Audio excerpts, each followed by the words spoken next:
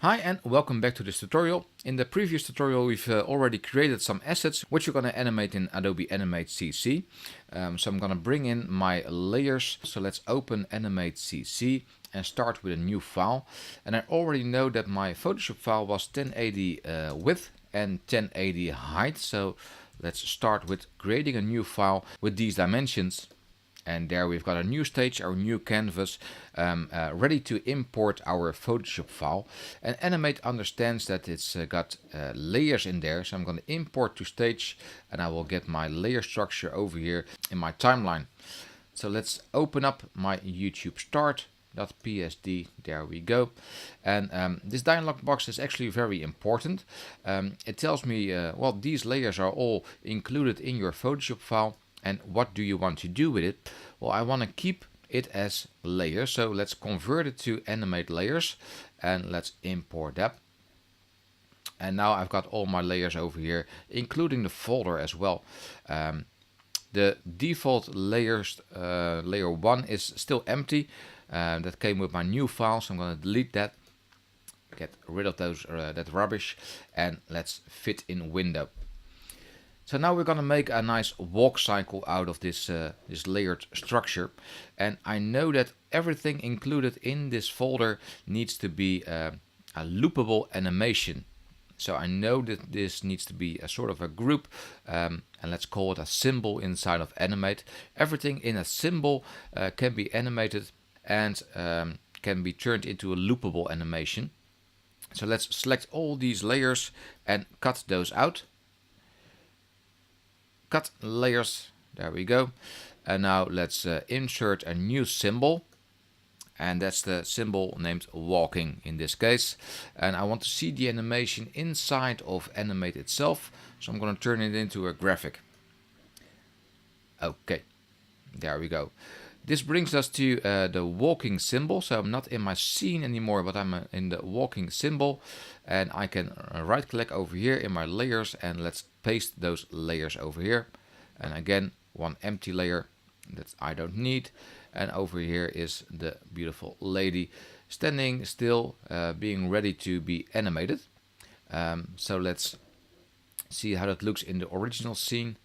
There we go. She's not here yet. Let's get rid of that folder as well over here, and let's make a new layer and put the lady on that layer. There we go. And basically what I want to do is make sure that we can animate her continuously and later on let the background pass by in a loopable way as well. So first of all, let's animate the lady. With a double click we find ourselves inside of the symbol. The rest of it will be a little bit transparent, so we can see it over here that we are in the symbol, but also noticing that the background is transparent will let you figure out that you are inside the symbol. And let's say that this animation is going to take about 25 frames, which makes it actually a second and a bit. But that's the time that I need to make the animation. So I always like to right click at the end of the second and then insert a frame. In that way I know that every single layer will be visible for one whole second, and now I can make it into an animation. Every single object in here needs to be a symbol as well in order to let it animate. And I like to do that by hand, so I can easily put in a name. So this is going to be the head. There we go. This is going to be the right arm. Let's speed things up a bit in the recording. And finally the left foot. And let's unhide those layers again to see what I'm doing. There we are. So now everything is converted into a symbol, so we can easily select everything, right click and add some motion tweens in there, because I'm not going to animate everything by hand. I'd like to be helped with a motion tween. And I know that at the end of the second I need to have the same position as in frame number 1. So let's work towards that. But first make little adjustments with a couple of these elements, because I know that when I want to rotate the head, that the The anchor point in the middle isn't correct because now it's got a not that nice way of moving around. So let's Command Z. When I'm holding down this option, the free transform tool, I can easily select the white dot in the middle and move it somewhere around here. Maybe Command plus to zoom in a bit more, and let's make this the rotation point of the head, and that will make sure that it's moving a little bit better. There we go. Let's do the same thing with the arm over here. So when I'm selecting the arm, the orientation point is over here. Let's put it into the shoulder and now select, and this works perfectly. Let's hide those layers again because there's another arm which needs to have the same treatment. There we go. And the feet don't really matter right now. So let's zoom out, Command minus, and everything is set right now.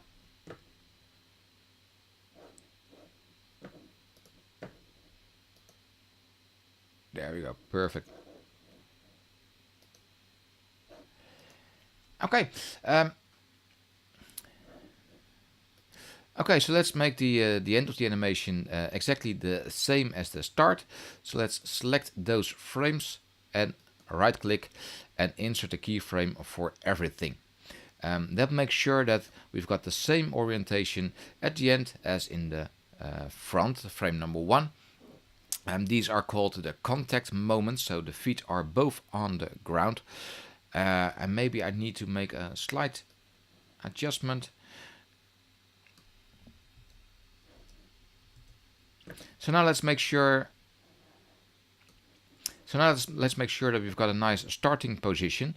I know that when my right foot is in front of the body, that my right arm needs to swing backwards. There we go. Same goes for the left foot when it's somewhere over here. My left arm needs to be swinging towards the front. So this is the nice starting point of the animation, which needs to be the same at the end of the animation. So let's select the final frames of the animation, right click and insert a keyframe for everything. So position, scale, everything actually. So I don't need to worry about that much. And those two positions are the contact positions, the contact poses. There's also a contact moment in the middle of the animation. Let's say frame number 13 over here. Here I need to make sure that everything is swapped around. So the right arm goes into the front position. There we go. The left arm swings backwards, something like this. And we need to switch the position of the feet.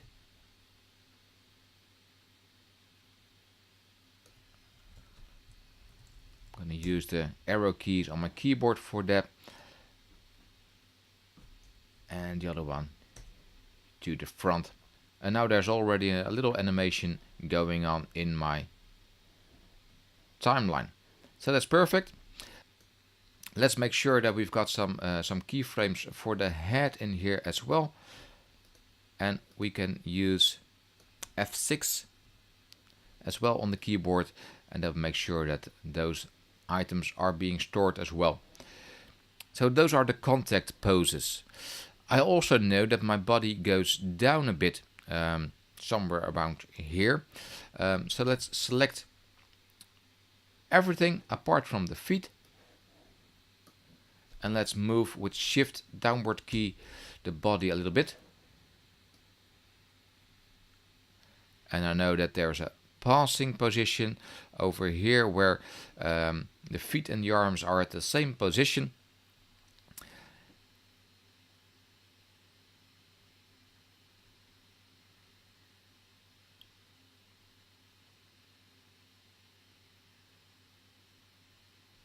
And there's a nice position as well at frame number 10, where the whole body, apart from the feet, are going upwards a bit.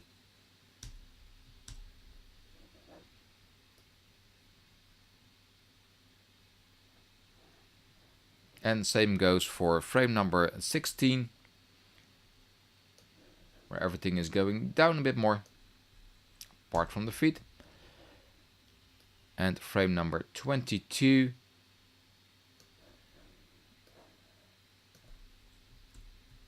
where everything is going upwards. And it's getting more and more in the direction that I want to take it. So this is a nice starting point. So this is already a nice animation, I think. You've got those passing positions, and in here it's important to pay attention to the feet, because I know that my left foot needs to be going upwards a bit. Not too much, because he's not really in a hurry. Maybe a little bit more. And same goes for in the middle over here for the other foot, the right foot.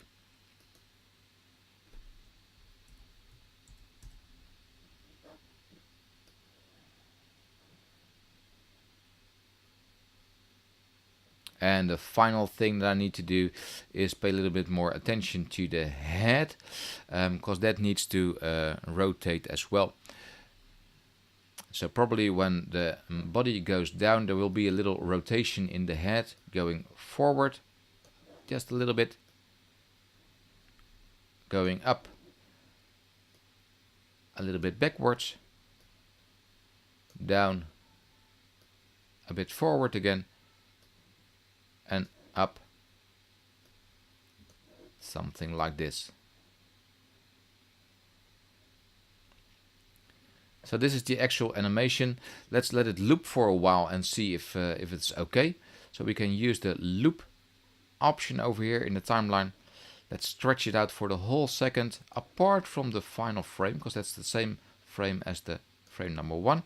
And let's play it and see if things go okay. I think they are brilliant. So let's pause the animation and let's see if we can put the background in motion as well. So as you remember, we are still in the symbol walking, and I can go back to the scene. There we go. And this is where the whole animation will repeat itself. Only this animation has got a length of 1 frame, which isn't enough. So I need to zoom out a bit, and let's say that I want to make an animation of about 4 seconds. So I do the same thing again. I'm going to select every single frame and press F5 or right click insert frame, and that will give me a length of 4 seconds. I don't need the loop anymore, and we can see that while using the graphic symbol, the animation will repeat itself perfectly in this animation, allowing me to animate the background as well.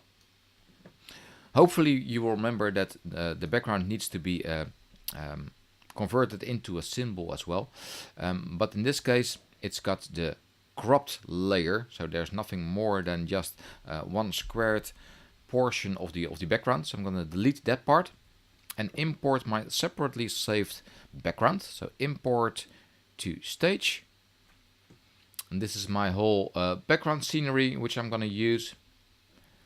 So let's select that one, open. There we go. It doesn't give me a warning because there's only one layer in here, but it's already positioning it correctly and allowing me to animate the file. Of course, it needs to be a symbol in order to make a motion tween. So let's make it a symbol. Background. There we go. Okay. This allows me to make a nice motion tween, and now I can drag this animation all the way over here.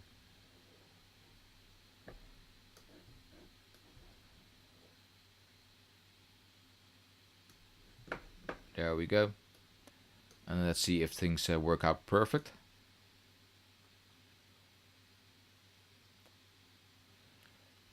It does work, only I think that the background is moving too fast compared to the pace of the lady. So what I'd like to do is select somewhere in the middle and hold down F5 on the keyboard, which will extend the animation, and let's play around until we're happy with the speed of the animation. Still too quickly. F5 again. Giving it another 2 seconds. Or maybe let's make it a nice 8-second animation.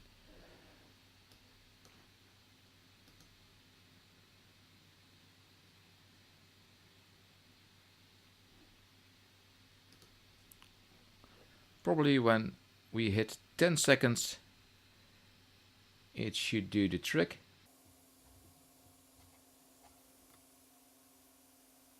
There we go. So this is the animation, and of course I would like to export it out as a video, which I can use on my Instagram account. So when I go for File, Export, Video, it will allow me to save at first a QuickTime movie file, but it also powers up the media encoder to create an MP4 file out of it as well. So let's do that. Walking, correct location, export, and that will fire up the media encoder. And we can see that our file, the walking.quicktime movie, has found its way to the media encoder queue, and it's gonna export it out as a H.264 video file from all these different formats. And a H.264 file will give you actually an MP4. So when you've got H.264, it will be ready for your Instagram account or anything online like YouTube or Facebook. We can choose any of those presets if we want to and export it out as an MP4 file. And it will start doing that when you press the Start Queue button.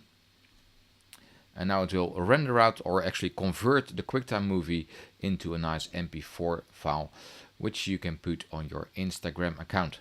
So that's it for this tutorial. I hope you've liked it. Please let me know what you think.